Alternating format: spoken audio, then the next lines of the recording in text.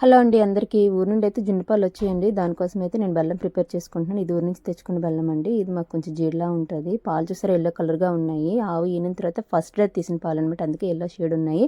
ఇందులో నేనైతే యాలకుల పొడి యాడ్ చేసుకుంటున్నానండి. ఇది బాగా కలిపెట్టిన తర్వాత ఫిల్టర్ చేసుకుంటున్నాను.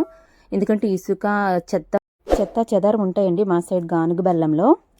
పాలు ప్యాకెట్లు అయితే 2 యాడ్ చేసుకుంటున్నానండి. థిక్గా ఉన్నాయి కదా ఫస్ట్ డే పాలు, సో అందుకోసమనే బాగా కలిపెట్టుకున్న తర్వాత వాటర్ పెట్టి అందులో గిన్నెలో పెట్టుకుని ట్రాన్స్ఫర్ చేసుకున్నాను. దానికి బరువు పెట్టుకుని 30 to 45 మినిట్స్ అనమాట కుక్ అయిన తర్వాత చూసారా అది బాగా పర్ఫెక్ట్గా కుక్ అయిపోయింది. ఇది చల్లారిన తర్వాత వేరే ప్లేట్లోకి ట్రాన్స్ఫర్ చేసుకోవాలి. వేడి మీద తీస్తే రాదండి. గడ్డలాగా చూసారా భలేగా కేక్లా వచ్చింది కదా, చాలా టేస్ట్గా ఉందండి ఇది జున్ను. ఎందుకంటే నేను ఓన్లీ బెల్లం మాత్రమే వేసాను, షుగర్తో కూడా చేసుకోవచ్చు, బట్ బెల్లం జున్ను అయితే చాలా బాగుంటుంది. బాగా చల్లారిన తర్వాత ఈ విధంగా తీసుకోవాలండి. దీన్ని అయితే ఇప్పుడు మనము చాక్తో కట్ చేసుకొని ఇంకా మనం తినేయడమే.